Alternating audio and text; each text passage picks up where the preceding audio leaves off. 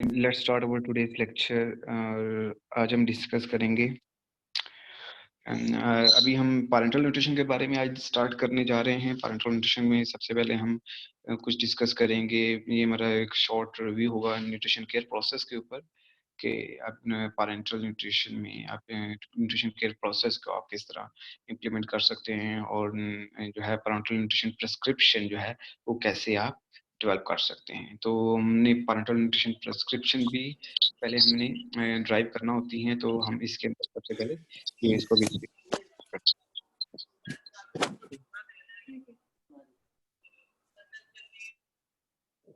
Okay.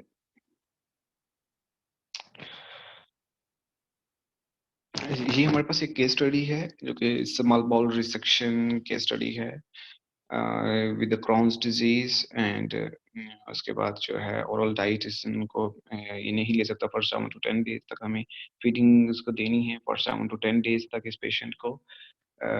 और जैसे कि आपको पता है कि जब पैरेंटल न्यूट्रिशन का जो पेशेंट होता है दैट नीड्स, हम उसको अगर किसी को फीडिंग चाहिए फॉर लेस देन 2 वीक्स तो हम उसको देते हैं। अगर किसी को न्यूट्रिशन रिक्वायरमेंट चाहिए फॉर मोर देन 2 वीक्स तो हम उसको टीपीएन पे लेके जाते हैं। क्योंकि पैरेंटल न्यूट्रिशन के अंदर जो सॉरी पीपीएन की बात कर रहे हैं, पीपीएन में पेरिफेरल पैरेंटल न्यूट्रिशन को हम तब देते हैं जब लेस देन 2 वीक्स तक हमें न्यूट्रिशन देनी हो, क्योंकि पीपीएन में रिक्वायरमेंट जो है जो आपने रिक्वायरमेंट देनी होती है वो आप फुलफिल नहीं हो रही होती। वो हम आगे जाके डिस्कस करेंगे जब हम पीपीएन को देखेंगे कि फुलफिल क्यों नहीं हो रही होती। ठीक है, तो इसके न्यूट्रिशन डायग्नोसिस आप देखें, ये अपडेट करें। इनएडिक्वेट protein energy intake related to altered GI function, secondary to that is a bowel resection, as evidenced by patient unable to take food or beverages enterally। यहाँ पे देखिए यू कैन सी कि आप ये पीईएस स्टेटमेंट है, जैसे हमने last time discuss किया था अबाउट पीईएस स्टेटमेंट। ठीक है, तो ये पीईएस स्टेटमेंट है। इसकी आपको ये जो पीईएस स्टेटमेंट है वो आपको बता रही होती है कंप्लीट में कि इसको न्यूट्रिशनल इशू क्या है। इसके अंदर जो है प्रोटीन इनटेक कम है, GI फंक्शन अब actually इनएडिक्वेट protein and energy intake दोनों। प्रोटीन एनर्जी इनटेक आप कम है, ओवरऑल टोटल एनर्जी इनटेक भी कम है, आपका जो टोटल फूड इनटेक भी कम है, क्योंकि इट्स बाउल रिसेक्शन की वजह से ये सारे इश्यूज हैं। तो ये पीएस स्टेटमेंट अगर आप बनाते हैं तो आप इस तरह से पीएस स्टेटमेंट बना सकते हैं। यू कैन आप इसको डिटेल में स्टडी कर सकते हैं फ्रॉम पैथोफिजियोलॉजी, और दैट इज जो ये जो आपके हमने अभी डिस्कस करने जा रहे हैं ये एनसीपी इन्वॉल्वमेंट ऑफ आपके पैरेंटल प्रिस्क्रिप्शन, तो ये भी आपका पैथोफिजियोलॉजी वाले बुक से ही है, आप उधर से आप इसको देख सकते हैं। इसके अंदर सबसे जो पहला स्टेप आपका होना चाहिए, आपको वो अपने बीएमआई कैलकुलेट करना है। बीएमआई कैलकुलेट करेंगे, आप देखेंगे आइडियल बॉडी वेट क्या है इस पेशेंट के अंदर, वो देखेंगे, कैलोरीज कैलकुलेट करेंगे। ठीक है, तो कैलोरीज आप कैलकुलेट कर सकते हैं, that's according to American College of Chest Physicians recommendations के मुताबिक आप ये देखिए। तो उसके मुताबिक आप जो है जो कैलोरीज कैलकुलेट करते हैं, जो मल्टीप्लाई वेट जो वेट है केजी में उसको 25 से मल्टीप्लाई करते हैं कैलोरीज कैलकुलेट करने के लिए। अब आगे डिटेल में बताया हुआ है कि वेट कौन सा हम लेंगे।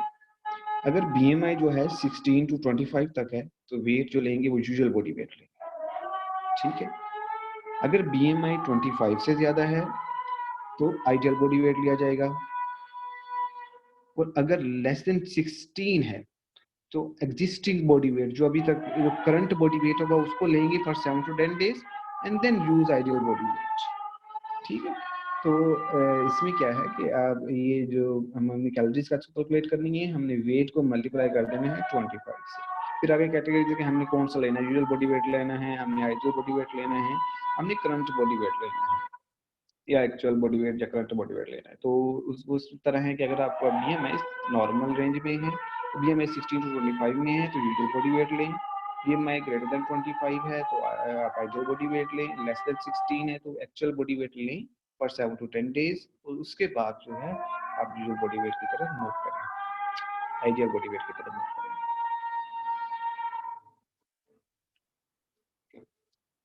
कैलोरीज कैलकुलेशन यहाँ पे हम जैसे हमने कहा कि हम मल्टीप्लाई करते हैं वेट को 25 से, तो हमने कैलोरीज कैलकुलेट हमने इस तरह कर ली। आप इस तरह भी कर सकते हैं, you can calculate calories through your equation, हम जो हैरिस-बैन्डी इक्वेशन यूज कर सकते हैं इसके लिए, तो आप उधर से भी कैलोरीज कैलकुलेट किया जा सकती है। तो इनमें डिफरेंस ज़रूर होगा, अबाउट 200 टू 400 कैलोरीज का वेरिएशन गैप डिफरेंस आता है उसके अंदर। तो इसमें दोनों फार्मूलाज में थोड़ा सा डिफरेंस ज़रूर आता है। तो आप इस फार्मूला से भी कैलकुलेट कर सकते हैं। प्रोटीन जैसे कि 1 या 1.2 टू 2 ग्राम पर केजी देते हैं, तो 70 हमने 1.5 ली यहाँ पे, तो 70 को 1.5 से मल्टीप्लाई करेंगे तो आपको 105 ग्राम टोटल प्रोटीन आ जाएगा। Fluid requirement that is 1 ml पर किलो कैल नॉर्मल फ्लूइड लेते हैं, तो हम उसी तरह कैलकुलेट करेंगे। ठीक है। लिपिड कंसंट्रेशन जो है, लिपिड कंसंट्रेशन जो है दैट इज कि आपने यहाँ पे जो है इसके अंदर जितनी भी रेंजेस हैं, नॉर्मल जो लैब वैल्यूज हैं that is with in normal limits, आपके जो है नॉर्मल रेंज में हैं। तो हम जो इसके अंदर जो फैट लेंगे 30% कैलोरीज तक दी जा सकती हैं। और मिनिमम जो लिपिड इमल्जन कंसंट्रेशन है वो हमारे पास जो अवेलेबल है वो है 3%। 3% का मतलब क्या होगा? ठीक है, 3% मीन 30 ग्राम इन 1 लीटर। ठीक है, और 1000 ओके। और जो मैक्सिमम एडमिनिस्ट्रेशन रेट क्या है हमारे पास, वो है 1.2 ग्राम पर KG. That is maximum administration rate. इसका मतलब कि मैक्सिमम जो हम इस पर्सन को दे सकते हैं वो 84 ग्राम है, इससे ज़्यादा हम नहीं दे सकते। तो जो हमारे पास जो लिपिड सोल्यूशन, जो लिपिड एमल्जन कंसंट्रेशन जो हमें सोल्यूशन अवेलेबल है वो 3% सोल्यूशन अवेलेबल है। तो ऐसा सोल्यूशन अवेलेबल है जिसमें मिनिमम जो है जिसके अंदर 1000 ml 30 ग्राम है। जो आपका लिपिड है वो 30 ग्राम अवेलेबल है इन 1000 है।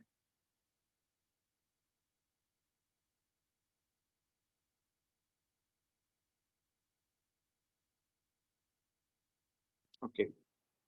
अभी जो है हमारे पास अब अगर हम 30% हम दे रहे हैं तो आप 30% इसका निकाल लें। 30% आपके पास ये कैलोरीज आ जाएगी हमारे पास 5 जो फैट्स आई उतनी आई 525 कैलोरीज।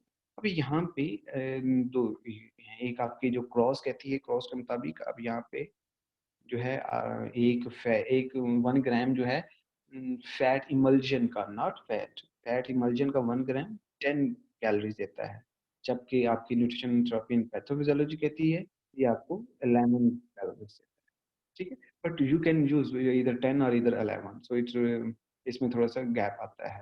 तो आप थोड़ा सा डिफरेंस आता है, हर बुक से थोड़ी सी वेरिएशन इसके अंदर जरूर रहती है। तो आपके जो हमारी जो स्टैंडर्ड बुक है, हमारी जो स्टैंडर्ड्स बुक हैं उसके मुताबिक जो है जैसे क्रॉस और पैथोफिजियोलॉजी है, एक और बुक है you can also use that, that is understanding in clinical nutrition, उसको भी इस्तेमाल किया जा सकता है। तो आपकी जो क्रॉस के मुताबिक, क्रॉस उसके मुताबिक जो आपका 1 ग्राम जो लिपिड इमल्जन है वो आपको फैट का 1 ग्राम जो है वो आपको 10 कैलोरीज देता है। जबकि आपको जो न्यूट्रिशन थेरेपी पैथोफिजियोलॉजी के मुताबिक जो 1 ग्राम है लिपिड इमल्जन का वो आपको दे रहा है 11 कैलोरीज। ठीक है, तो ये थोड़ा सा डिफरेंस है, इन दोनों में थोड़ा सा डिफरेंस है।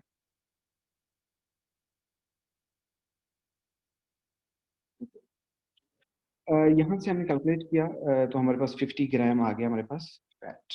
यहाँ से उसके मुताबिक हमने 30% से फैट इसे कैलकुलेट किया। ओके, अभी आपने अगर कंसंट्रेशन निकालनी है, लिपिड कंसंट्रेशन कितना इसके अंदर है, तो आप निकाल सकते हैं। जैसे कि आप जितना आपके पास ग्राम में फैट आया है उसको डिवाइड कर देंगे आप टोटल अपने फ्लूइड से, उसको मल्टीप्लाई करेंगे 100 से, तो आपके पास आ जाएगा अप्रोक्सीमेट 3% जो है लिपिड कंसंट्रेटेड जो है वो लिपिड कंसंट्रेशन कितनी है इसमें 3% हमें चाहिए होगी। अगर आप जो है 3% लिपिड चाहिए होगा हमें, अगर आप 50 ml की अगर हम बात करें उसके मुताबिक। ठीक है, इस तरह जो है आप लिपिड कंसंट्रेशन भी फाइंड कर सकते हैं।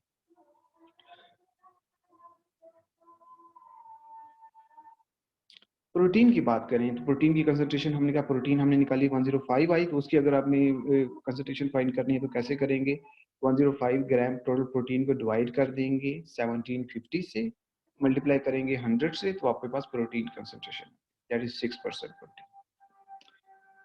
इसी तरह अब आपके पास हमारे पास दो चीजें आ गई, हमारे पास फैट आ गई, हमारे पास प्रोटीन आ गई। अब डेक्सट्रोज निकालना है। डेक्सट्रोज की कैलोरीज कैसे निकालेंगे? फैट से और प्रोटीन से जितनी कैलोरीज आ रही हैं दोनों को ऐड करके टोटल से माइनस कर देंगे, हमारे पास वो डेक्सट्रोज की कैलोरीज आ जाएंगी। प्रोटीन से हमारे पास कैलोरीज आ रही हैं 420, ठीक है। फैट से हमारे पास कैलोरीज आ रही हैं 550, दोनों को ऐड किया तो 970 आया। 9 टोटल कैलोरीज हमारे पास है 1750 में से 970 माइनस किया तो 780 कैलोरीज आ गई मेरे पास। अब 780 को हम, क्योंकि डेक्सट्रोज 1 ग्राम में 3.34 कैलोरीज देता है, तो हमने टोटल कैलोरीज को डिवाइड किया 3.34 से, और हमारे पास कितना आ गए 233 ग्राम हमारे पास डेक्सट्रोज आ गया।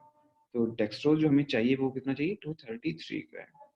तो हमारा जो हमने अभी तक डिस्कस किया है कि आपने पहले लिखना है कि उसका बॉडी वेट आप देखेंगे, कैलोरीज निकालेंगे, उसके बाद आप प्रोटीन रिक्वायरमेंट देखेंगे, फैट, कार्बोहाइड्रेट, ये सारी रिक्वायरमेंट देखेंगे, फ्लूइड रिक्वायरमेंट इसके अंदर देखेंगे। ये सारी जो मेरी हैं चीज़ें ये हमने करनी है, तो वो हमने तकरीबन कर ली हैं कि आपने जो है सबसे पहले हमने इसका वेट देखा, उसके बाद हमने उसकी कैलोरीज कैलकुलेट की, कैलोरीज कैलकुलेट करने के बाद हमने प्रोटीन, फैट, मैक्रोन्यूट्रिएंट्स कैलकुलेशन की, हमने फ्लूइड रिक्वायरमेंट कैलकुलेट की। ठीक है, ओके। यहाँ पे इसकी अगर आप कंसंट्रेशन फाइंड करेंगे तो जितने हमारे पास टोटल ग्राम कितने हैं डेक्सट्रोज के 233, डिवाइड कर दिया हमने 1750 से, मल्टीप्लाई कर देंगे 100 से, हमारे पास 13% आ गया। तो आपके पास जो लिपिड कंसंट्रेशन आई है वो आई है 3%, प्रोटीन कंसंट्रेशन आई है वो आपके पास आई है 6%, और प्रोटीन आपके पास जो डेक्सट्रोज की आई है वो आई है आपके पास 13%। सो फाइनल सोल्यूशन जो आपके पास तैयार होगा उसके अंदर वो जो है आपके पास, आपको डेक्सट्रोज जो दे रहा होगा वो आपको 13% डेक्सट्रोज दे रहा होगा। So it's 13%, so it's 13%, 3% lipid और 6% अमाइनो एसिड सॉल्यूशन होगा 1750 ml में। ठीक है, सो ये आपके इस एक ये आपकी प्रेस्क्रिप्शन बन गई। आपने न्यूट्रिशन के प्रोसेस के अकॉर्डिंग आपने उसकी पैरेंटल न्यूट्रिशन प्रेस्क्रिप्शन तैयार होगी आपकी, कि आपने कहा कि हमें इतना एमएल चाहिए और उसमें इतने इतने परसेंट हम ये लेंगे, कंसंट्रेशन बता दें, लिपिड कंसंट्रेशन इसमें इतनी ही होगी, इसके अंदर अमाइनो एसिड कंसंट्रेशन इतनी होगी, इसके अंदर डेक्सट्रोज की कंसंट्रेशन इतनी।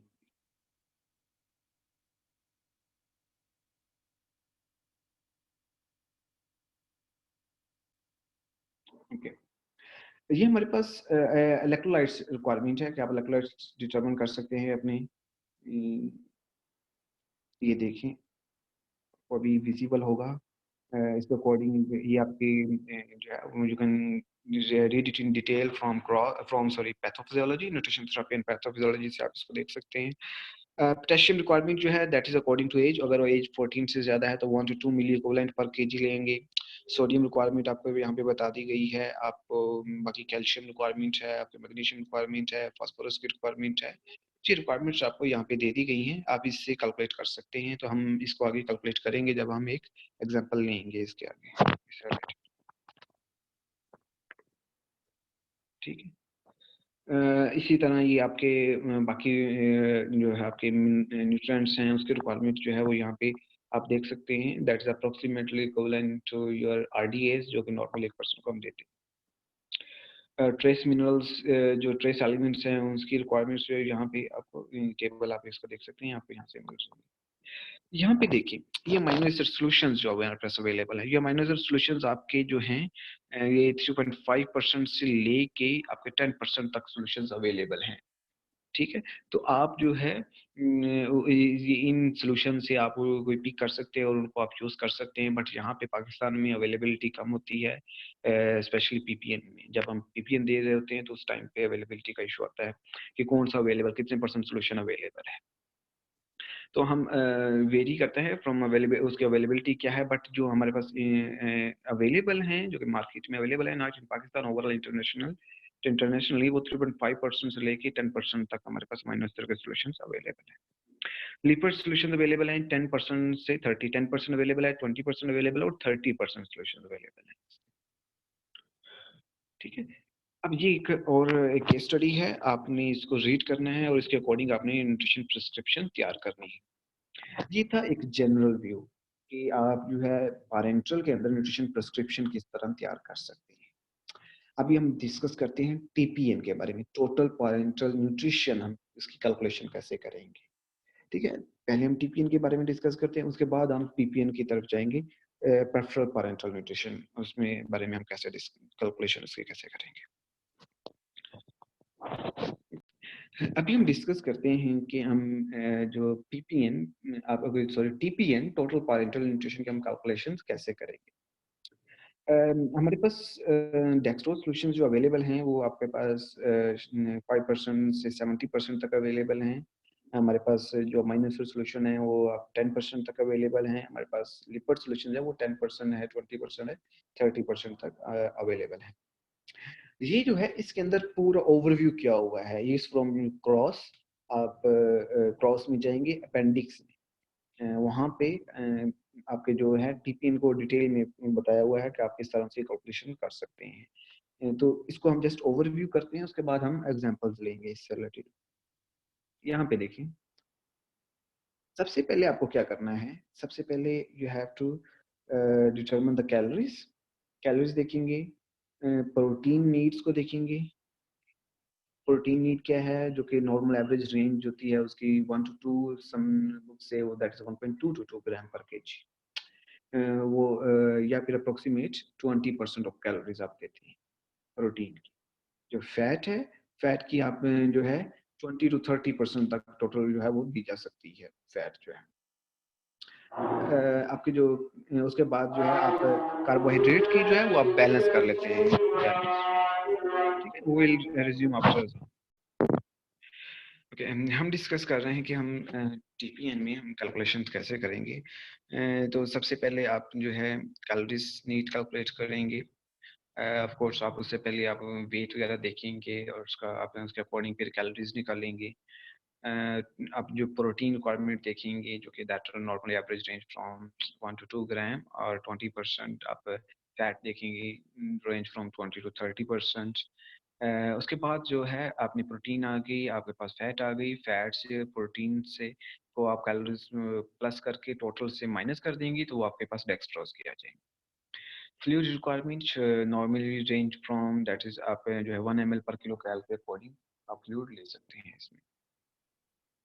ठीक है, यहाँ पे देखिए आपके पास यहाँ पे एक जो एग्जांपल दी गई है कि एक पेशेंट है, फीमेल है जिसका हाइट जो है वो 65 इंचीज है। ठीक है, height is 65 inches, weight 65.9 kg, age 43. Recommended calories जो हैं that's 1800 kilo calories per day जो रिकमेंड कर रहे हैं। Yeah, you can calculate it according to weight that is 65.9 multiply with 25 तो उससे आपके पास जो है वो कैलोरीज की आ जाएंगी। प्रोटीन प्रोटीन दैट इज आपने डिस्कस किया दैट इज हम 20% देंगे 1.1 टू 2 ग्राम दे सकते हैं। तो यहाँ पे इन्होंने 1.4 ली है, 1.4 ग्राम प्रोटीन यहाँ पे ले रहे हैं। तो आप इसके अकॉर्डिंग आप प्रोटीन दे सकते हैं 1.4 ग्राम पर KG of the body weight. यहाँ पे जो हमें समझने वाली बात है वो ये है कि यहाँ पे आपके पास प्रोटीन जो है यहाँ पे आई वो आई है 90 ग्राम। ये कैसे आई प्रोटीन? आपके पास हमारा जो बॉडी वेट है 65.9 है। आप 65.9 को आप जो है उसका मल्टीप्लाई करेंगे विथ आप जो है उसके 1.4 से मल्टीप्लाई करें तो आप कैलकुलेट करें कितना आता है। अ, 1 मिनट जस्ट मुझे अनम्यूट करने दें ताकि यहाँ पे कैलकुलेशन हम मिल के कर सकें कैलकुलेशन। ओके, आप अनम्यूट कर सकते हैं।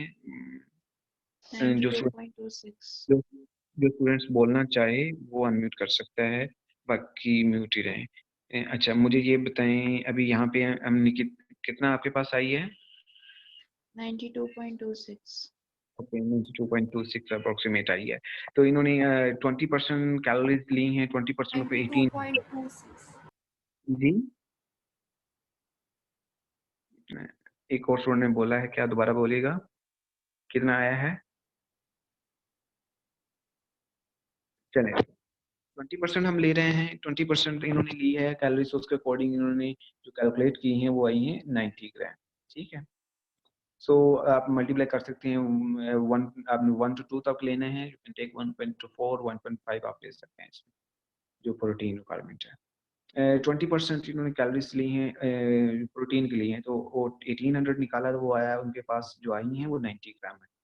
अभी हमने इसको ml में लेना है, जो सोल्यूशन अवेलेबल है हमारे पास, हमने जैसे कहा 10% तक है, तो उन्होंने 10% अमीनो एसिड सोल्यूशन लिया यहाँ पे। अब यहाँ पे देख सकते हैं जो सोल्यूशन ये ले रहे हैं वो ले रहे हैं 10%, इसी ना। तो 10% सोल्यूशन का क्या मतलब है? 10% सोल्यूशन का मतलब है that is 100 gram in 1000 ml, ऐसी है ना। अभी अब इसको कितने ml हमें लेने होंगे उस 10% सोल्यूशन के कि हम 90 ग्राम लें? तो कैसे हम इसको कैलकुलेट करेंगे? हमारे पास जो सोल्यूशन अवेलेबल है ये देखिए, ठीक है, टोटल 1000 ml में हम देख रहे हैं, 1000 ml डिवाइडेड बाय आपके पास सोल्यूशन कौन सा अवेलेबल है? 10%। इसका मतलब है कि वो 1000 ml में कितने ग्राम आपको दे रहे हैं? 100 ग्राम। और आपको कितने ग्राम चाहिए? चाहिए कितने ग्राम हमें? प्रोटीन 90, मल्टीप्लाई कर देंगे 90 से, ठीक है। तो आपके पास ml आ जाएंगे कि आपको उस 10% सोल्यूशन से कितने ml चाहिए। अब इसको कैलकुलेट करें। 900 ml।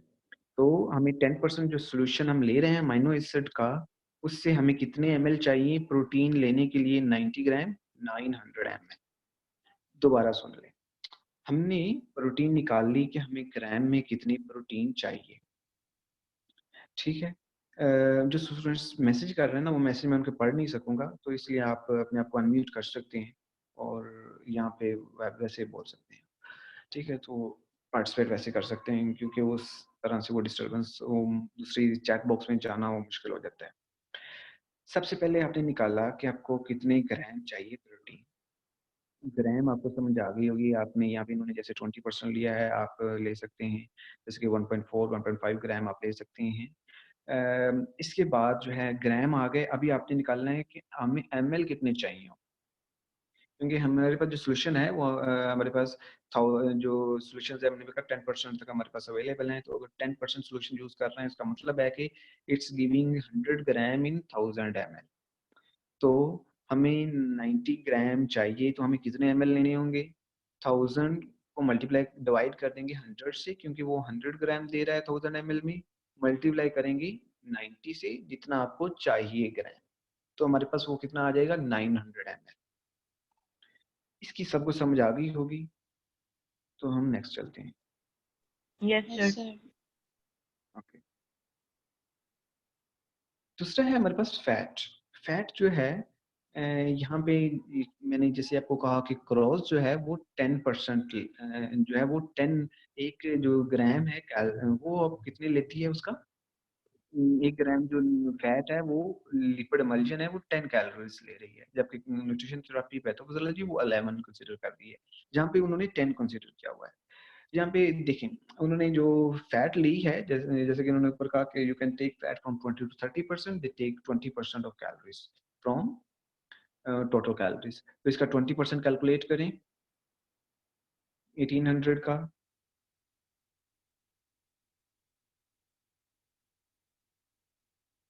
1800 का 20% कितना आएगा? 360 कितना? सर, 360 360। 360 डिवाइड करें 10 से, 36 25% of 36 1800। It's not right. Sir, Think आपने of it. 20% बोला था, उस हिसाब से 360 आ रहा है, 25% नहीं आ रहा। 25%. You can calculate 25%. 450 450 divide 10, it will be 45। इतना नहीं होगा, 45 ग्राम, ऐसे ही ना। अभी जो है yes sir. Yes sir. ml चाहिए होंगे हमें, कि हमें कितने ml लेने होंगे। तो हमारे पास जो 20% सोल्यूशन यूज हो रहा है, 20% लिक्विड एमल्जन का सोल्यूशन यहाँ पे देख सकते हैं। तो 1000 डिवाइडेड बाय 20% सोल्यूशन, इसका मतलब है कि आपको 200 ग्राम दे रहा है एक लीटर में, एक 1000 ml में। डिवाइड कर देंगे 2000 से, मल्टीप्लाइड बाय हमें कितना चाहिए ग्राम फैट का? 45, मल्टीप्लाई कर दिया हमने 45 से। सो कैलकुलेट इट। 225 225 ml, 25। ठीक है। चलें, आपको हमारे पास पता चल गया कि हमने कितने ग्राम प्रोटीन लेना है और कितने ml हम लेंगे सोल्यूशन के, हमें उतना जो है वो ग्राम मिल जाए प्रोटीन का। फैट का पता चल गया कितने ग्राम हमें चाहिए और कितने ml लिपिड इमल्जन सोल्यूशन लेंगे जो हमें जो है 45 ग्राम हमें प्रोवाइड कर सके। यहाँ तक तो हमें समझ आ गई। अब हम नेक्स्ट मूव करते सर हैं। सर ये 450 किलो कैलोरीज को जब 9 से डिवाइड करना है 10 से।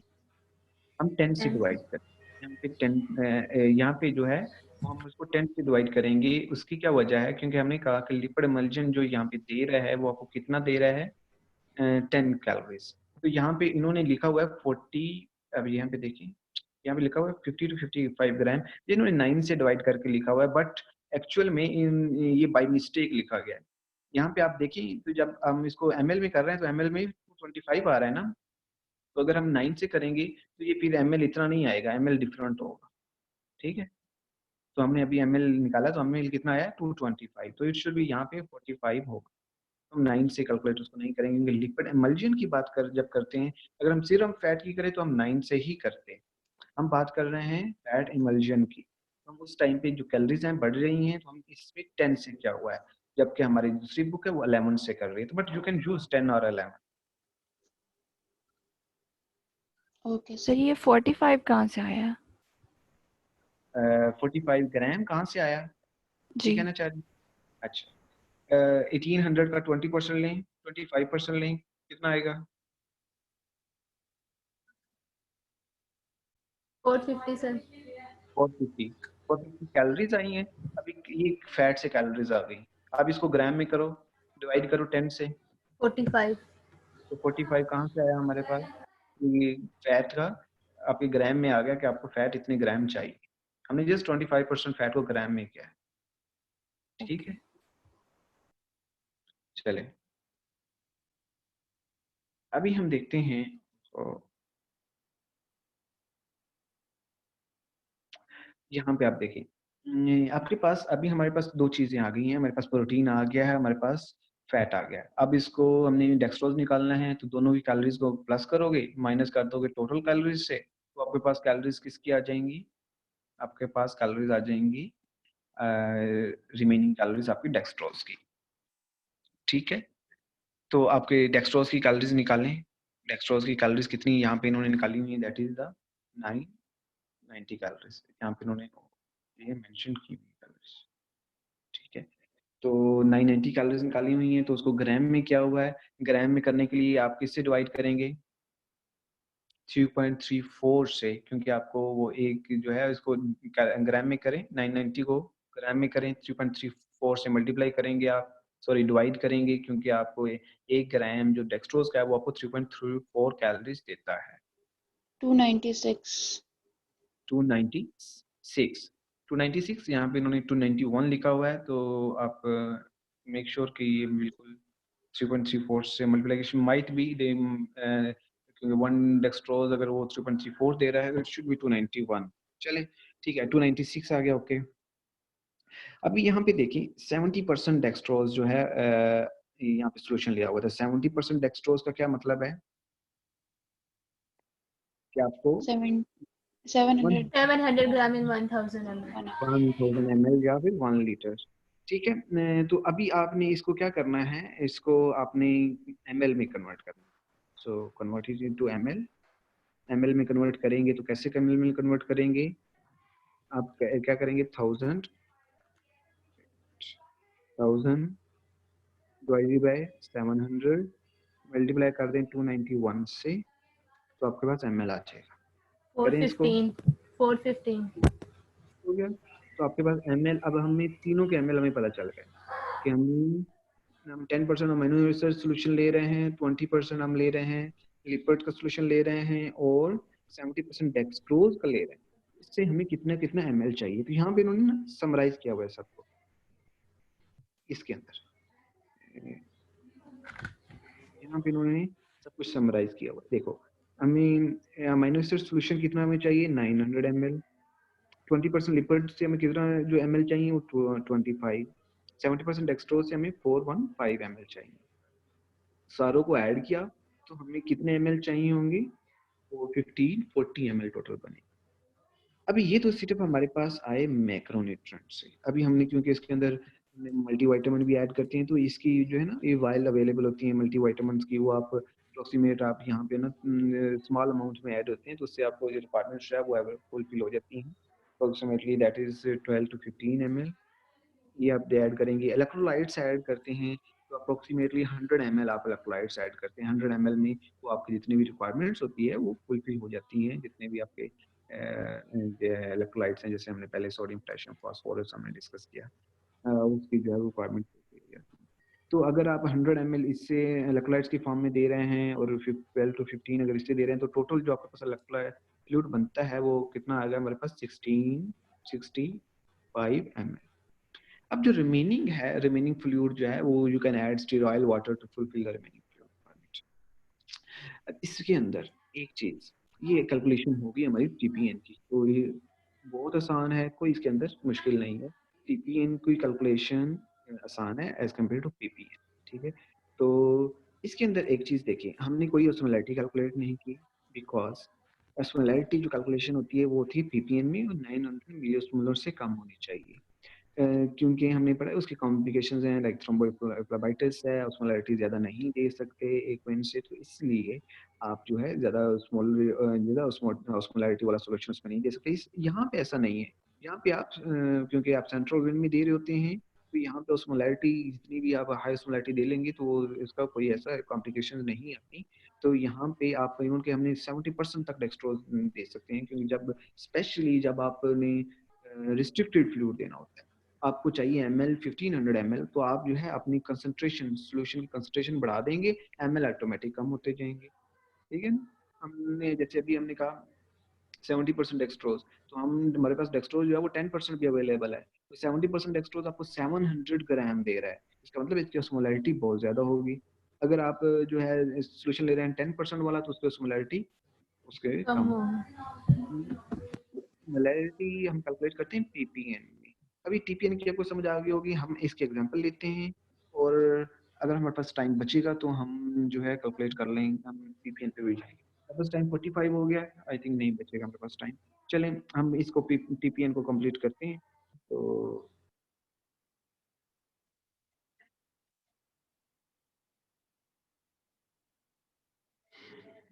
ओके, ये कुछ मैंने केस स्टडीज ली हैं यहाँ पे।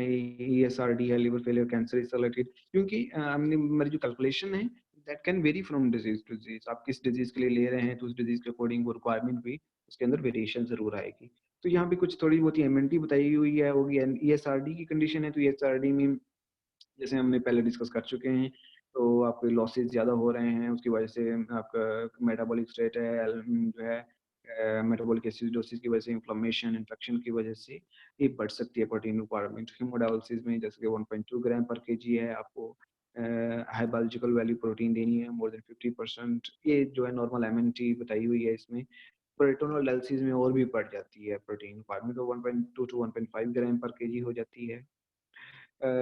इसके बाद फैट जो है, हमने जैसे लास्ट क्लास में डिस्कस कर रहे हैं, हम टीएलसी के अकॉर्डिंग फैट देंगे, जो थेरेपेटिक लाइफस्टाइल चेंजेस जो एज वी डिस्कस इन, जैसे हम देते हैं सीबीडी के पेशेंट्स के अंदर।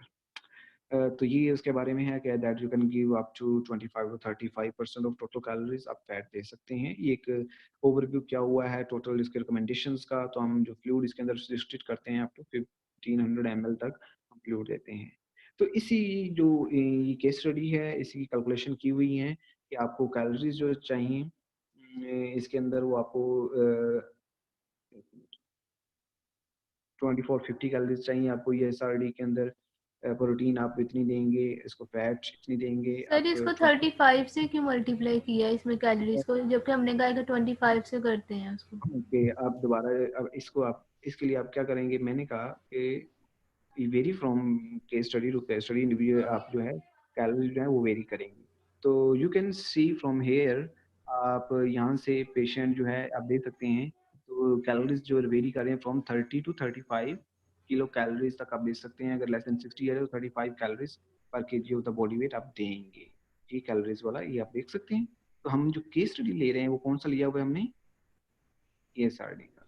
तो वो एक नॉर्मल रिकमेंडेशंस थी, वो जो हमने थी, वो एक जनरल ओवरव्यू कर रहे थे। दैट वाज़ नॉट, हम वो उसके अंदर वो नहीं थे। तो अगर वो पेशेंट जो है अगर ESRD का है तो हम उसके अकॉर्डिंग फिर देंगे उसको। ठीक है, समझ आई सर इसकी? इसका मतलब है कि वो स्टैंडर्ड नहीं है हमारे पास, वो हम चेंज हो सकता है किसी भी, यानी कि जो जैसे डिजीज वेरी करेगी उसी तरह वो भी चेंज होगा हमारे पास। पेशेंट वेरिएशन ज़रूर आती है, पेशेंट वेरिएशन आपके फोर्स आएगी पेशेंट वेरिएशंस के अंदर। ओके अपने सर। हर पेशेंट को चलिए अभी हम वापस जाएँगे अपने फॉर्म, यहाँ पे आ जाएँ। हमारे पास आपको ये कैलकुलेशन आ गई। फ्लूइड हमने, क्योंकि हमने रिस्ट्रिक्ट करना है, तो ऐसे ESRD का पेशेंट है, CVD का पेशेंट है या लिवर डिसऑर्डर का कोई पेशेंट है तो हम 1500 ml तक देते हैं। तो जब हमने फ्लूइड रिस्ट्रिक्ट करना है हम TPN में जाएँगे, क्योंकि हम इसके अंदर ज़्यादा ऑस्मोलैरिटी बढ़ा सकते हैं। हम PPN के अंदर क्योंकि फ्लूइड्स बहुत ज़्यादा नहीं देना होता है, तो हम उसके अंदर जो है ये चीज़ हम उसके अंदर रिक्वायरमेंट पूरी नहीं होगी और हम रिस्ट्रिक्टेड फ्लूइड में हम उतनी रिक्वायरमेंट नहीं दे सकते PPN में, इसलिए हम TPN की तरफ जाते हैं। हम जब PPN डिस्कस करेंगे तो आपको ज़्यादा क्लियर आइडिया हो जाएगा कि मैं अभी क्या कहना चाह रहा हूँ, कि आप क्यों नहीं दे सकते PPN इस कंडीशन। तो जब हम PPN को डिस्कस करेंगे तो आपको वो ज़्यादा क्लियर हो जाएगा। यहाँ पे देखिए, जैसे सिंपल हमने डेक्सट्रोज 70% लिया है, उसका आप निकाल लें। यहाँ पे इट्स डिवाइडेड बाय 500, तो आप इसको 700 करेंगे। ये बाय मिस्टेक 500 आ गया, ये 700 होना चाहिए यहाँ, ठीक है? तो 1000 डिवाइडेड बाय 700 मल्टीप्लाई जो आपका डेक्सट्रोज चाहिए आपको, उतना कर दिया। वो इतने ml आपको 591 ml देंगे। आपको फैट जो है वो आप इसी तरह कैलकुलेट करेंगे, 30% दे रहे हैं तो फैट कैलकुलेट आ गए ml, इस तरह प्रोटीन का ml आपने कैलकुलेट कर दिया। इसके बाद जो है आपने इलेक्ट्रोलाइट्स दे रहे हैं, इलेक्ट्रोलाइट्स अप्रॉक्सिमेटली 100 इलेक्ट्रोलाइट्स दे रहे हैं, साथ में अगर विटामिन्स हैं तो आपके पास उसके भी फ्लूइड्स आ सकते हैं। आप आपके विटामिन के 12 टू 15 आप उसे मल्टीविटामिन इंग्रेडिएंट भी दे सकते हैं। तो टोटल जो हमारे पास फ्लूइड आ गया वो अप्रॉक्सिमेट 1250 के करीब आएगा। तो जैसे हमारी रिक्वायरमेंट है 1500, तो सॉरी 1550 के करीब आएगा, तो हमारी रिक्वायरमेंट 1500 है, तो अप्रॉक्सिमेट हमारी रिक्वायरमेंट इससे पूरी हो जाएगी ऐसे कंडीशन के अंदर। सो जब हमने रिक्वायरमेंट रिस्ट्रिक्ट करना है तो हम TPN की तरफ जाते हैं ताकि हम ज़्यादा कंसंट्रेटेड सॉल्यूशन दे के ml की रिक्वायरमेंट, जो फ्लूइड रिक्वायरमेंट है, उसको फुलफिल कर सकें। ये एक था हमारे पास एग्जांपल थी। उम, ये इसी तरह कैंसर की एग्जांपल दी हुई है, कैंसर की रिक्वायरमेंट्स आपके पास हैं सारी। ये मैंने एक्सप्लेन किया हुआ है, ये जो हम, क्योंकि पहले यही सारी रिक्वायरमेंट्स हम पहले भी डिस्कस कर चुके हैं इसको। उसके बाद लिवर फेलियर का एक केस है। आपने ये केस स्टडीज़ को सॉल्व करना है, उसके अकॉर्डिंग इसकी कैलकुलेशन करनी है। तो इट्स वेरी सिंपल। आपको जो-जो हमने स्टेप्स जो डिस्कस किए हैं, आप उसको फॉलो करेंगे और आप अपनी TPN की कैलकुलेशन कर लेंगे। तो बहुत ही आसान सी है, आप इसको ईज़िली कर सकते हैं। ठीक है? ओके, सो चलो आपके क्वेश्चंस होंगे, यू कैन आस्क क्वेश्चन।